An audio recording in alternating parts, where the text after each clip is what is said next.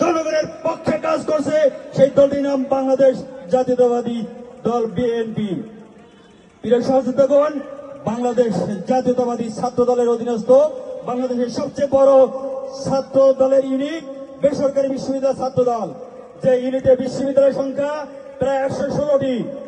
আপনারা জানেন, এই বেসরকারি বিশ্ববিদ্যালয় শিক্ষার্থীদের এই জুলাই আগস্টের গণ অভ্যুত্থানে, এই ফ্যাসিস্ট হাসিনা সরকার বিরোধী আন্দোলনে যে ভূমিকা ছিল সেটি একটি গৌরব উজ্জ্বল ভূমিকা।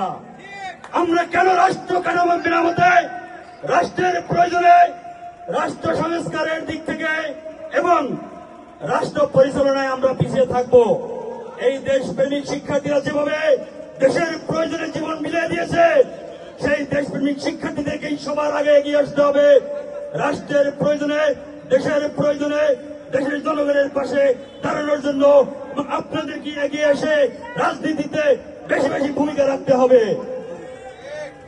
অনেকেই বলে বেসরকারি বিশ্ববিদ্যালয় শিক্ষার্থীরা রাজনীতি করে না, বেসরকারি বিশ্ববিদ্যালয়গুলোতে রাজনীতি নিষিদ্ধ। সম্পূর্ণরূপে একটি মিথ্যা প্রোপাগান্ডা এবং আইন বিরোধী একটি প্রোপাগান্ডা।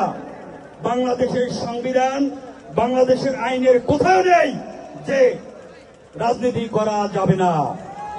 এক দেশে দুই আইন চলতে পারে না। বাংলাদেশের সংবিধান এবং আইন অনুযায়ী পরিচালিত হয় প্রত্যেকটি বিশ্ববিদ্যালয়, ঠিক কিনা? কোন বিশ্ববিদ্যালয় কর্তৃপক্ষ কি আলাদা করে আইন জারি করতে পারে? পারে না। কিন্তু কিছু বিশ্ববিদ্যালয় কর্তৃপক্ষ আপনারা যাতে রাজনৈতিকভাবে সচেতন হয়ে তাদের অন্যায় অবৈধ কর্মকাণ্ডের বিরুদ্ধে সোচ্চার হতে না পারেন, ঐক্যবদ্ধ হতে না পারেন, যাতে আপনাদেরকে শোষণ করতে পারে, এই মেধাবী শিক্ষার্থীদেরকে শোষণ করে তারা, যাতে শিক্ষা প্রতিষ্ঠানগুলোকে ব্যবসায়িক কেন্দ্র হিসেবে পরিণত করতে পারে, তাই তারা বলে এই বিশ্ববিদ্যালয়গুলোতে রাজনীতি হবে না। তাই আমরা এই অন্যায়ের বিরুদ্ধে সোচ্চার থাকবো। আমরা সব সময় সাধারণ শিক্ষার্থীদের পাশে থাকবো, যাতে আমার সাধারণ শিক্ষার্থীরা কোন অধিকার থেকে বঞ্চিত না হয়।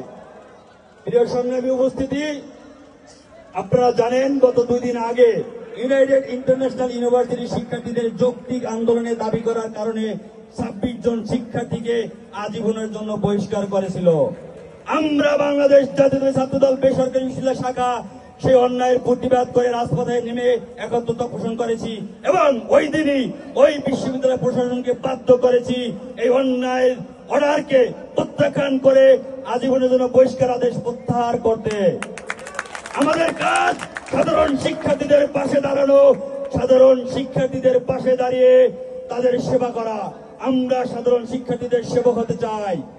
তাই যারা প্রকৃত পক্ষে এই ড্যাফোডিল বিশ্ববিদ্যালয়, ইস্টার্ন বিশ্ববিদ্যালয়, রবীন্দ্র সৃজনকলা বিশ্ববিদ্যালয়, জার্মান বিশ্ববিদ্যালয় শিক্ষার্থীদের পাশে দাঁড়াতে পারবেন, তাদের প্রকৃত সেবক হতে পারবেন, তাদেরকে আমরা নেতৃত্ব দেব আগামী দিনে ছাত্র দলের।